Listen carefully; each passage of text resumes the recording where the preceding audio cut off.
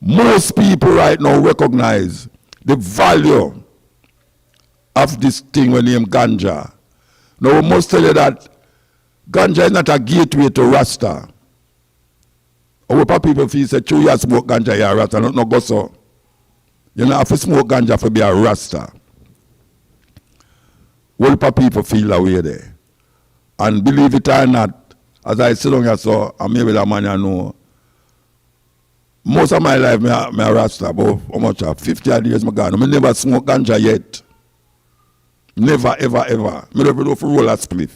Said love viewers and subscribers, one open are doing good, open are doing great. So my people, we're there again on the Soul Chat TV, and I come across this video, my people, really powerful. And whenever I come across them video, you know, I have to share it with ones and ones, so you know, you can learn something, you know, because these things are what we need to feed our mind with. Yeah man, them things are good for the meditation. So yeah man, we'll go check out this one by Mutabaruka, and enough respect to I Never Knew TV. You can check out the full thing over there. So as always, so this one, the title of it is Mutabaruka and what Rastafari is, and the importance of dreadlocks, never smoke, plus fighting with white supremacy. Yeah man, it's a powerful one, a really powerful one. I listen to the thing fully, and you know, it shine a lot of light on some very vital thing that we as African people need in our consciousness.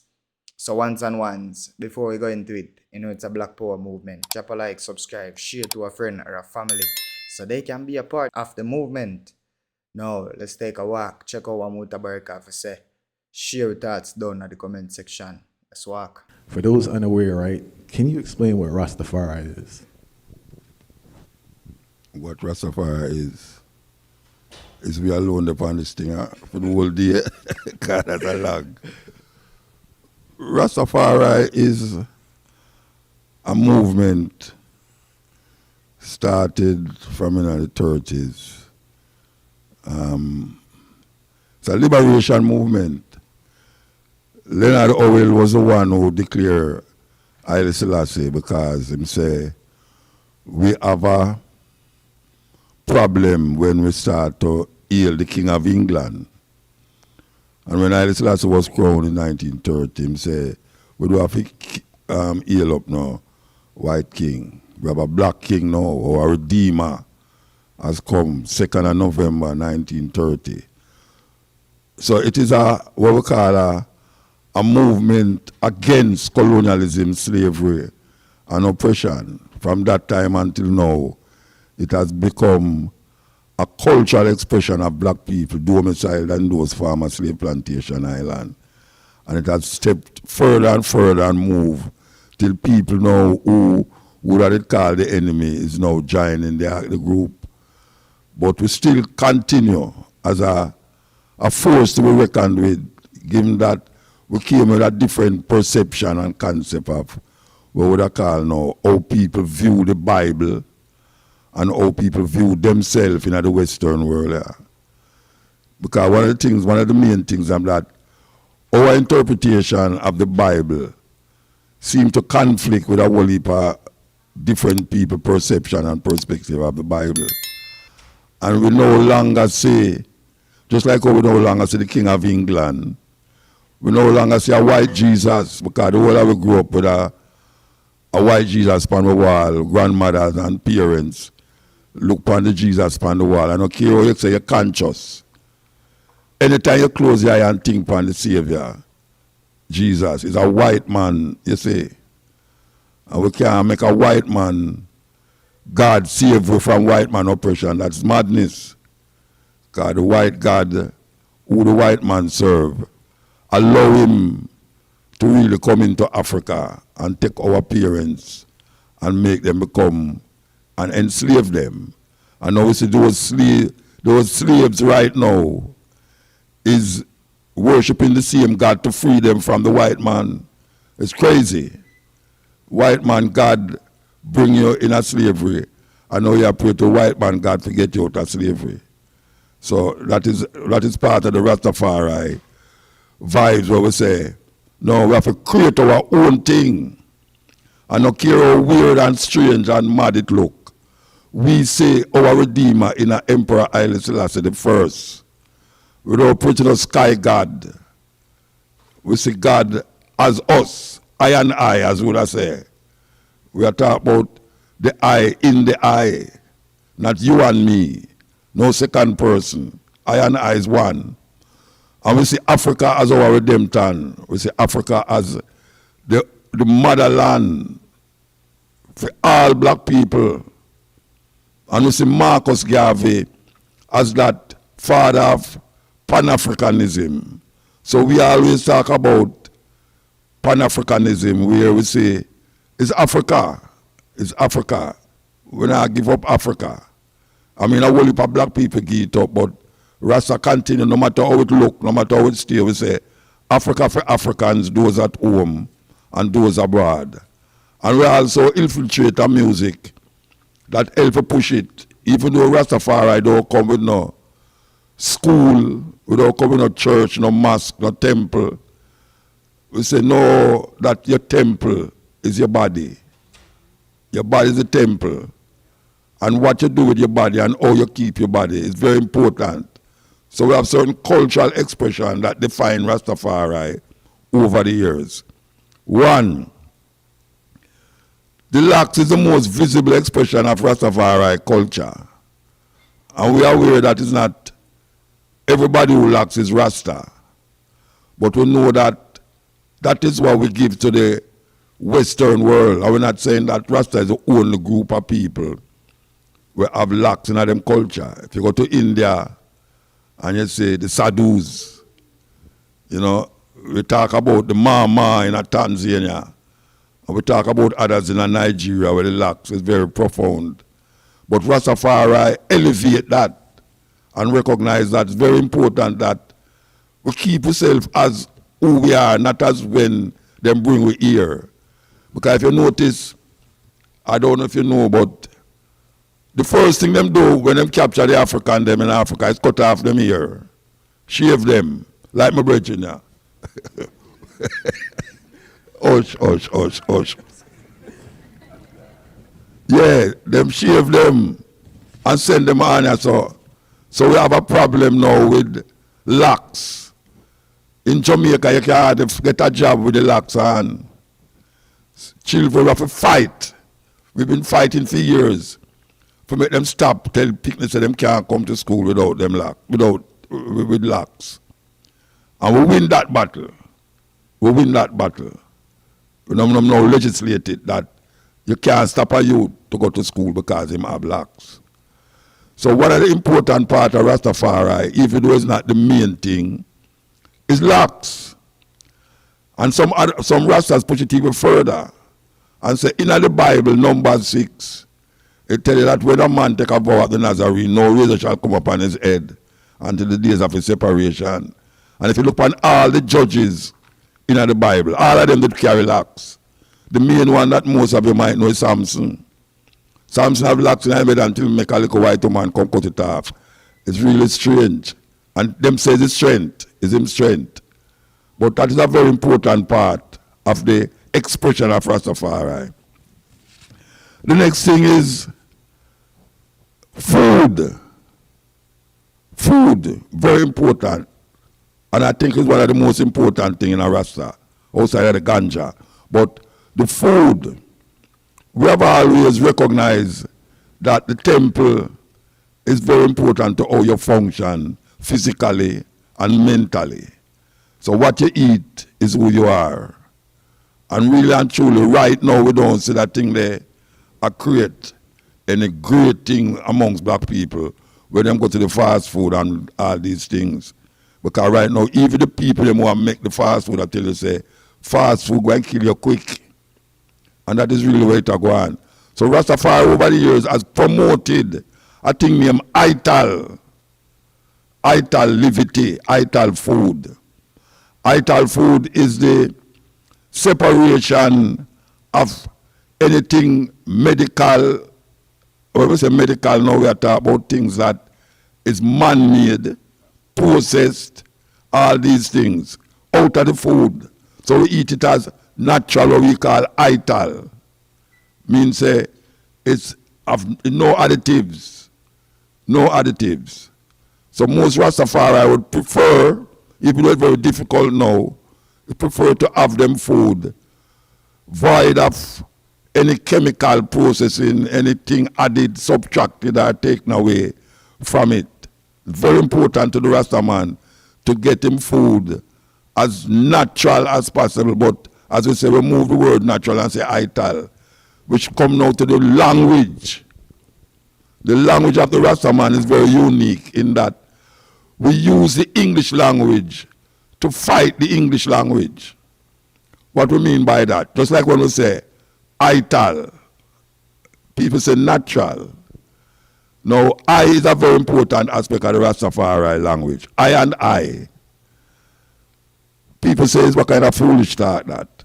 I and I. I say, yes, because you and me, or me and you, you get into a second person thing.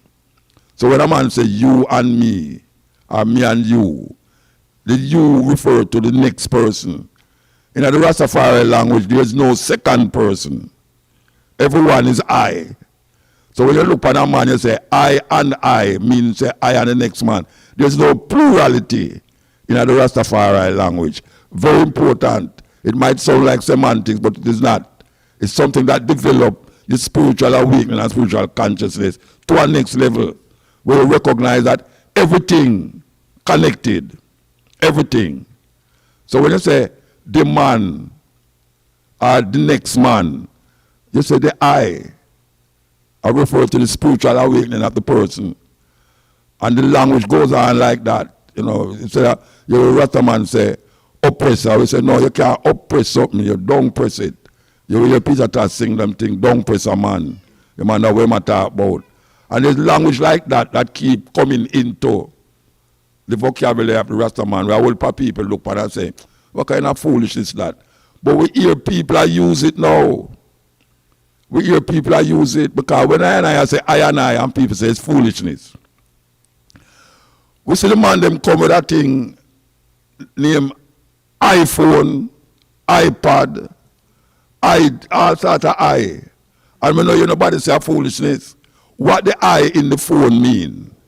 Nobody, most people don't know. The man them in a San Francisco will develop it. Them know where them that say maybe it's Rasta them here with it.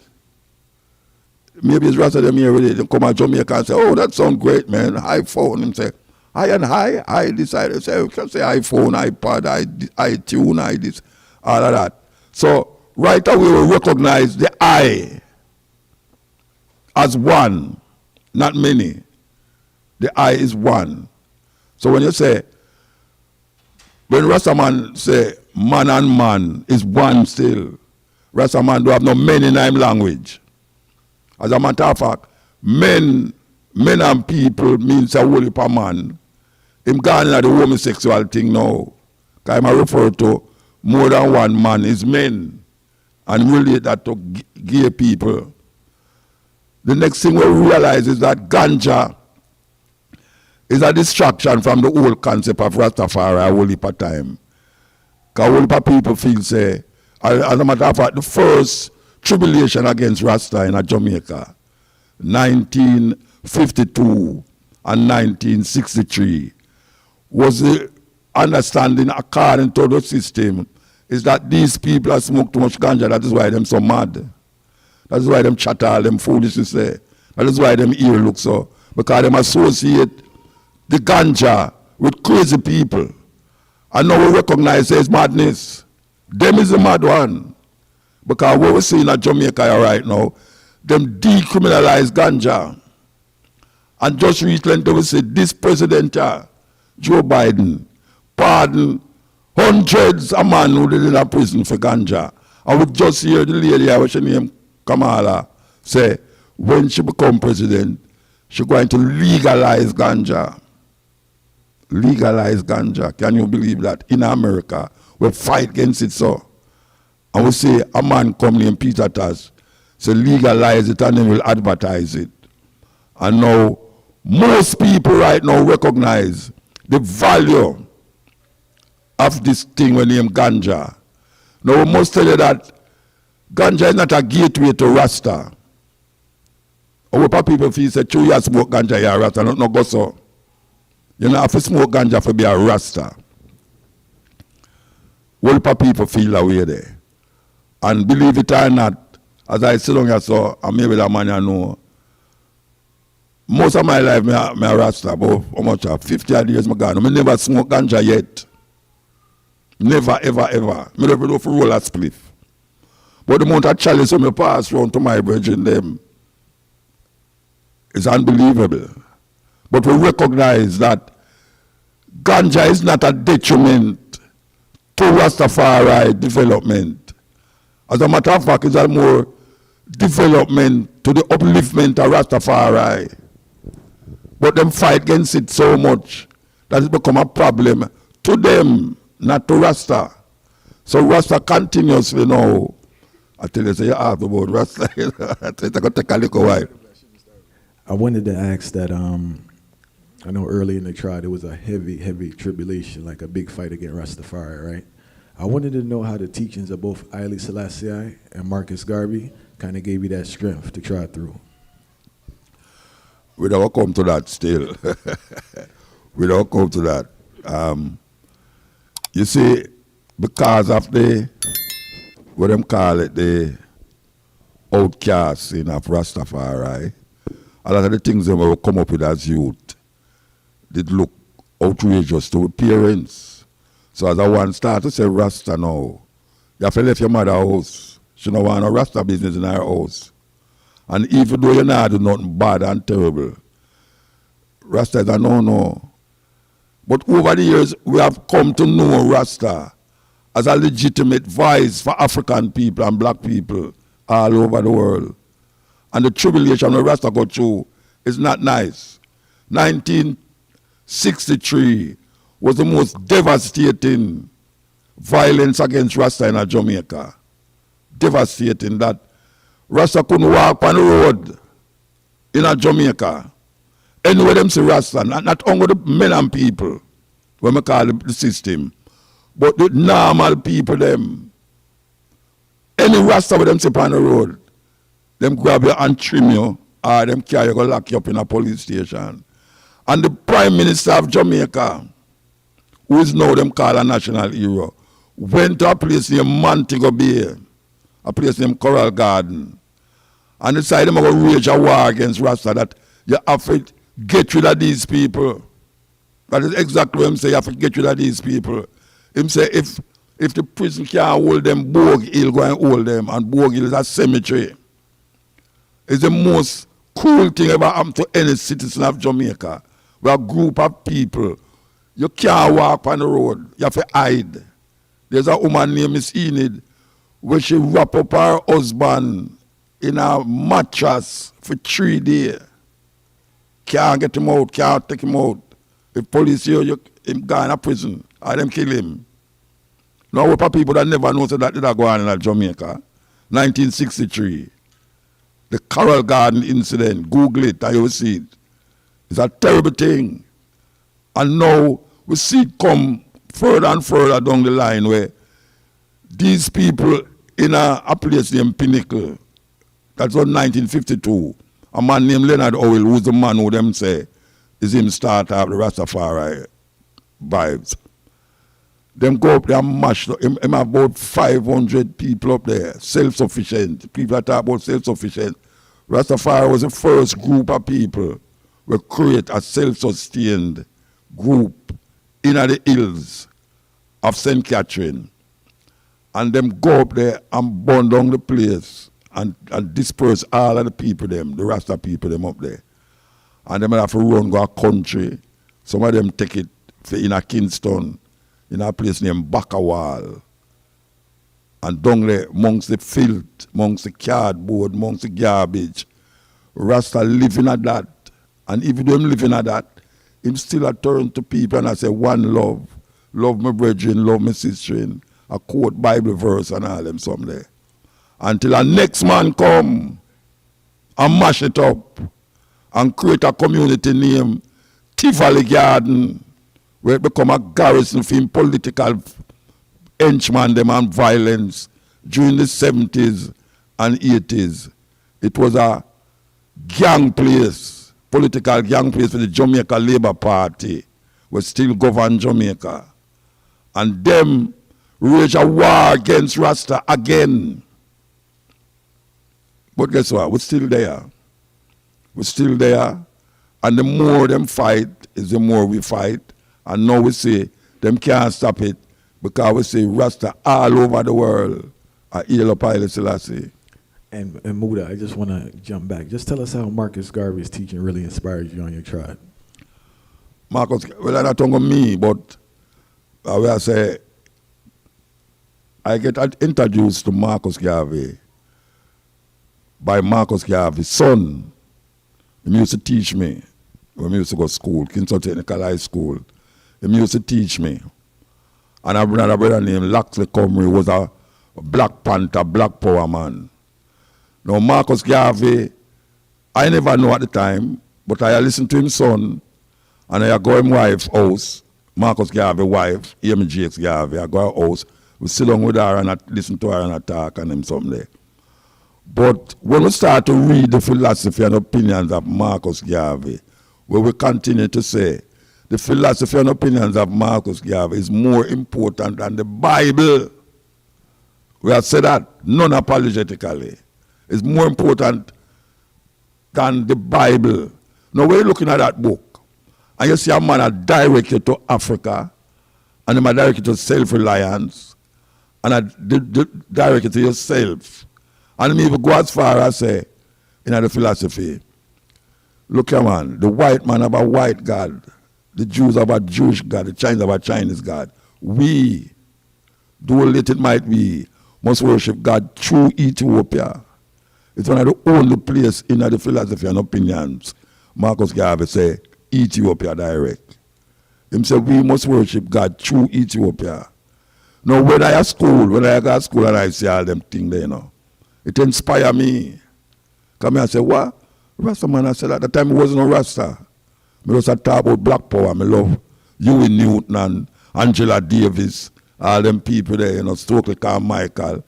But now we go read and I realize the Black Power movement is more of a political thing, social thing. The Rastafari was more than just a social, political thing. It was a spiritual connection. So it not only embrace the social perspective, but the spiritual thing of black people.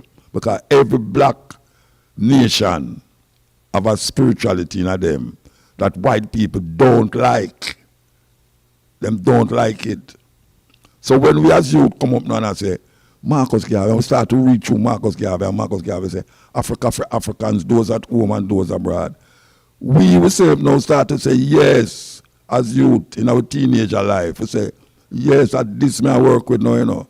And then when we connect it now to the Rastafari community, when we hear the Rasta them talk, and we start to go amongst Rasta, we say, but this is a complete thing. This is not just a social thing, or it's not just like a church thing. It's two things combined, and that as a youth, that is what we are searching for in our youth age. And from that time until now, we maintain that. All right, and I know that people want to know, for those that are unaware, Fari, when you stop wearing shoes? See it now, I little pick the question that, you know, but why you don't wear shoes? I little pick the question, we don't know, about 50 years ago. What inspired that, though? What Sit inspired again, you no, to stop wearing shoes? Eh? What inspired that, though? You see where the heels, we just decide, come here, I used to wear on pomade neither, you know. You know, see, we used to just stay a certain way. But we come out of the hills and we say, you know something, I don't really feel like it's necessary for wearing no shoes. I'm going to see if this is going to stop me from attain or maintain whatsoever people say. Boy, for your locks, you don't have no shoes, you're a madman. I remember the first time one of my family see me in the Migla town. She just come from foreign, and when she see me, and she say, them call me Roy. And she say, Roy, are you that? I say, wait, what I'm Darrell? Lord Jesus Christ, look for right. Him get mad. Pure nice at me. I look up and say, everybody, I look for me. I say, wait, this is what it is. What people have about no shoes and locks is the worst thing you can do to yourself. If you don't wear no shoes and locks, I'm going to say, all right, I'm a stubborn man. I'm going to go through. I'm going to say, how deep I'm going to get in the hole if I wear my locks and not wear no shoes.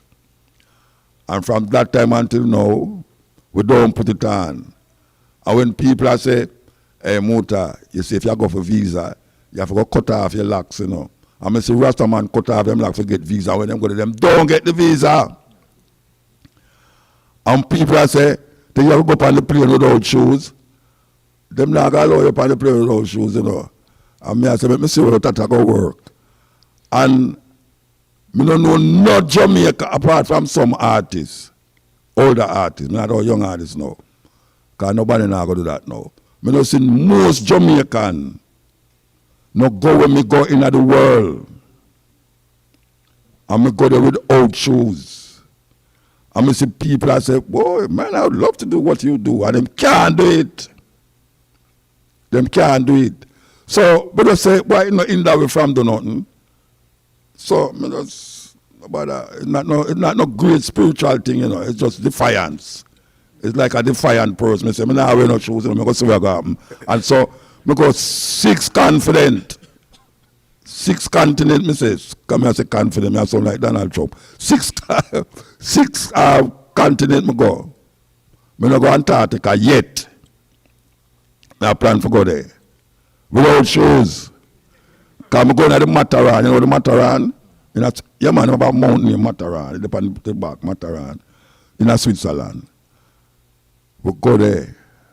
And when we step out of the bus, we say, white people are shake like a damn cool. Because them can't believe, say, I'm never never bridge, you know, do it too, you know. Because I'm not the only Rasta. You ever worry for Rasta and wear shoes at Jamaica? It's just that me is the most out the one where people say. But it's a part of that. We come up in there, you know, when the rest of them when me come up with never used to wear shoes. You know, see, it's not no like, wow, you know, this and that, a normal thing. So, me just make it a part of me. You know, I go anyway. That don't mean say if a man refuse me to go somewhere, I must put it on, I won't put it on, you know. Because I say, me stop wearing shoes, you know. Just that most people never see me in a shoes yet. Like my children, them. My last children, a child of 40 years old, she never see me in no shoes yet. But when I say, it's not that me have something against shoes. Not like no religious vibe or nothing. No, it's a defiance when I feel, say, as someone wants to stay. I have a nice wife. And she not tell me, say, she not go to the car and have her shoes. As a matter of fact, she not say, why, if she ever see me look like me, I look at that shoes, say, where you look at that for? You understand? So, yeah, we don't stay that way there. All right, then. And I want to talk about a famous quote I always heard you say. You say that people with the most information have the most inspiration, right? Yeah. I want to talk about the importance, though, of actually applying information.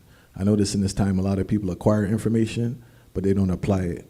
One of the things I've always been impressed with about you is that you're always evolving in the tribe, and you apply information. So what words would you give to those who struggle with that part of acquiring versus the application? I see the person with the most information at them, I go govern the whole thing, you know. That is really where it reaches now, because I always say inspiration without information leads to superstition. And if you really check it, the people that with the less information is them is the most superstitious people. Because everything, there's a story about somebody have a house and every night them go to bed, them ears like something a drop on the house top or drop on the house top. And them afraid. Nobody no want to go out, they go look. Them wait till morning. Them wait till morning. But when them go there, them not see nothing on the house top. So they might give it over to supernatural or some superstitious thing. So this person will decide, say, they might go sit up the night and watch what happen. When them set up, you know what's happen? Somebody a throw ice on the house top. And the morning the ice melt. And them not see nothing on the house top. So it's that we are talking about now. Examining the thing before you process it in your head, say it's just some supernatural thing. And most black people, I'm not talking about black people now, most black people have a certain superstitious nature that them hand it down to the younger one, and the younger one come with the foolishness. Because them don't have the information, them don't examine the thing, and that is really what it is. If somebody give you some information, you're most supposed to doubt it. Because doubt is not a bad thing, you know. Doubt allow you to go check out something. When you Analyze doubt, it. Said analyze it. Yeah, when you doubt, you start to say, no, we have to say if this is true or not. See? So if you just get the information and analyze it, then you're in a problem. And you're going at some little supernatural thing. Some simple little thing Jamaican people, not about Jamaican people, but people have. And the information they don't know about them, no one examine the information. Them just take it as a pass down, handed down thing. You know, it's like when people say, Muta, you're not afraid you catch cold in your foot. Me never catch cold on my foot yet. I don't know how you do that. Cold is a virus. You know, you don't catch cold in your foot. You know, see it. So you have some little things where people go into it. That's why Marcus Garvey talk about science. I mean, I talk about science as we are talking about examine. Because that's what science do, you know. It don't come to a conclusion, you know. Because where it reach is where it reach. Until you do more examination, then you will come to another situation. What religion do? Religion stop you without trying to get more information. So when a man read the Bible and him hear say God made the earth in a 6 days, him not examine it in his head and say, how that possible? Him stuck it at that and said that, so him hand that down to him picnic. When the picnic come now and say, but how that possible? No, him say, don't talk, don't question God. See? So we are saying now, information must come to you and you must examine it. And all you go to examine it is to get other perspectives.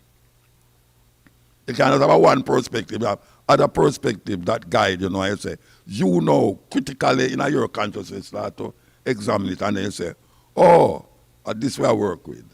And you work with it. And sometimes, if you examine it to that level there, just like all the scientists looking at the microscope, the thing, and them examine the thing, and them say this and this and this and that, and them come to a conclusion and can make all a tablet, where even though it not cure you, but it ease your pain, and them something there. It's because of examination and the information when present to you, or when get presented with, him work with that information and then develop a certain thinking and then him reach another level. Serious thing. We're going to do the Q&A right now. Does anyone have a question for Mutabaruka? Good morning, gentlemen, and thank you for your time. Thank you for being here. The question I had was from Mutabaruka. Is how do you remain authentic when you stick out and you don't feel supported, for example, by your own family? And what are some practical things you can do to implement that stuff? All right. Thank you. See, when I just started, I used to live with my mother. And I used to do, it's a normal Jamaican youth amongst my mother. I have everything my mother give me. I go to church. Even though I never see her go to church yet. It's a joke thing. Because she said I go to church every Sunday and she stand up. And when I say, you know, I go to church, she said she have to stay home and cook. And that was a Roman Catholic church. And then my granny, she go to a Baptist church. But the thing with it is that after you start to grow into yourself, and you start to say, boy, you have to go out there now, go deal with your thing. Because them know why you're in the house, you know. My mother know why I'm in the house, you know, Rasta thing. And even though I used to work a big telephone company and all these things, it was a problem to them. And even in a telephone company, I used to start to see Rastafari and so on, and my ears start to lock up. And I realized I can't stay there so. So you have to find certain things to do, make you independent of that. And what we used to do, we used to sell what we call ital food. we cook ital food and then we go and we sell it, and that's how we get money. That's how we used to pay rent and go and market and all them something there. And then now we start to live my mother's house, and we go up now, we go rent house. And we then at the house and we start to say, but this thing is serious now because we have to start fend for ourselves. So how you fend for yourself and maintain your commitment to what you see and understand. It takes a certain amount of, I don't know, it's kind, you have to be just reluctant to say, you're not going to do that. Or you're going to do that. Just like how we say, all right, I'm a Rasta, and whether or not I get a big job or not, I don't want a big job.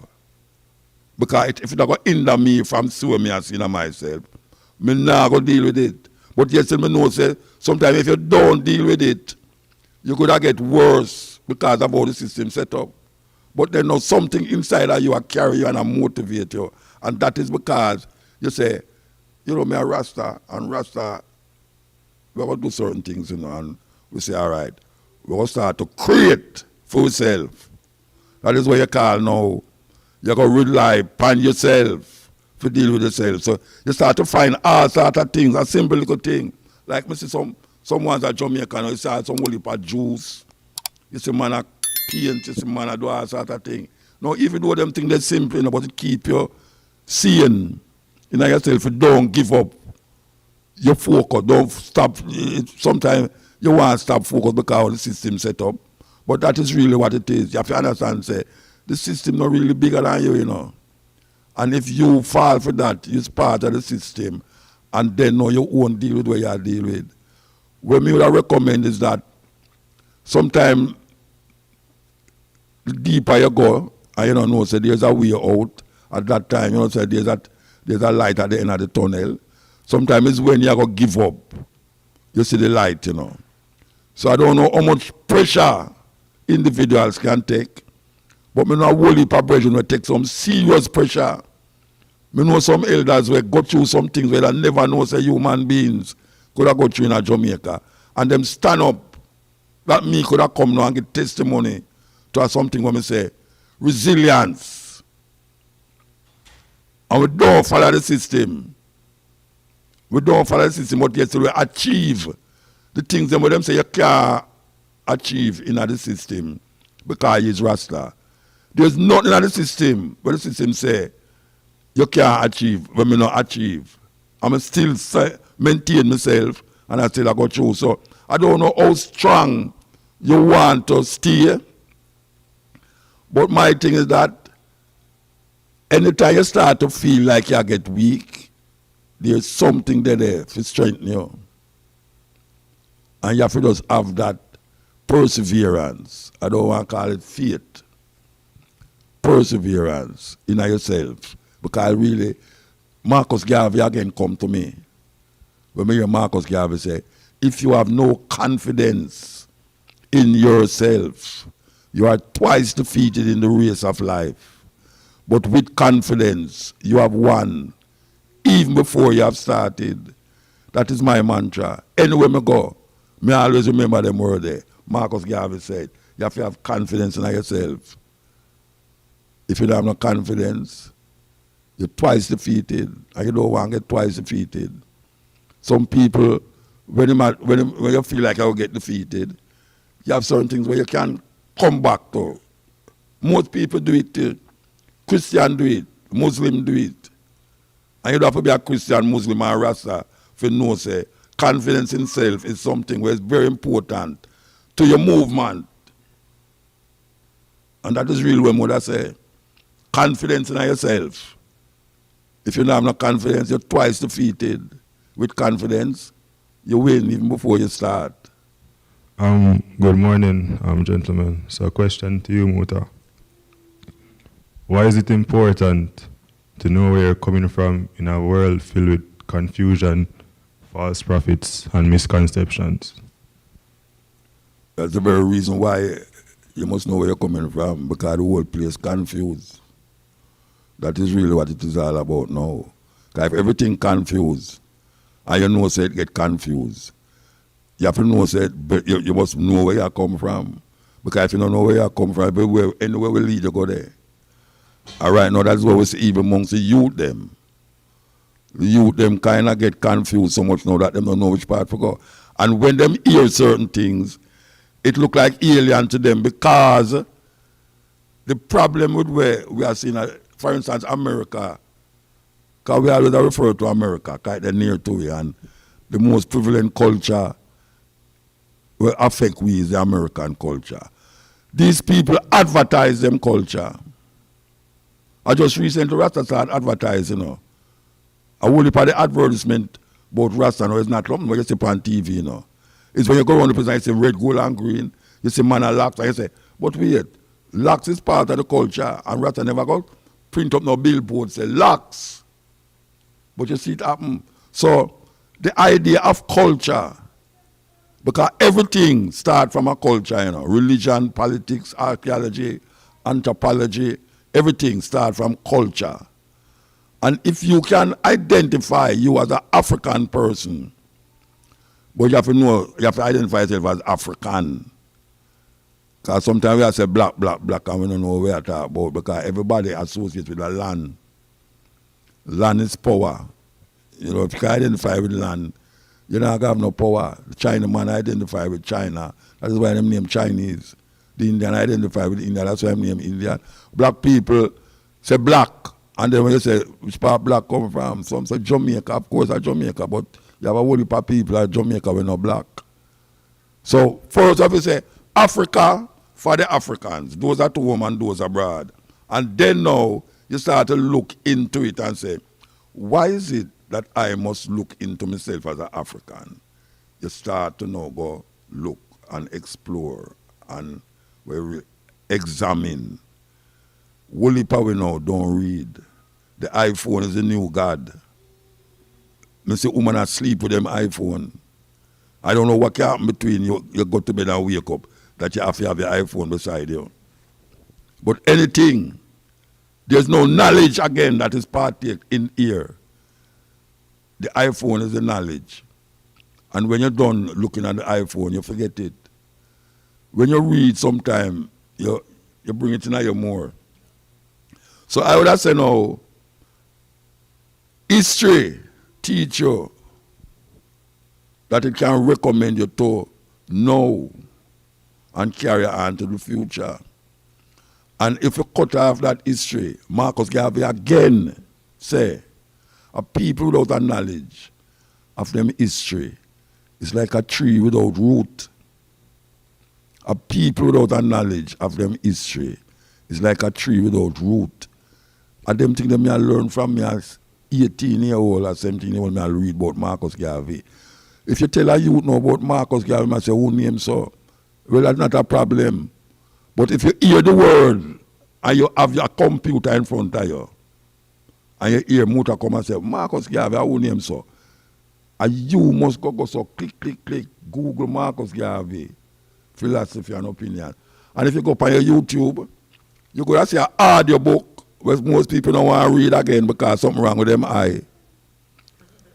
But you listen it, the audio book of the autobiography, the audio book of all of the people them where you hear, people like them man you talk about continuously. You can get it on your iPhone. So you don't have no excuse. No excuse. So that is what history is all about. Why you must know history is because that will guide you to the present situation and future understanding. 1 step forward, 2 steps backward. That is what black people are doing.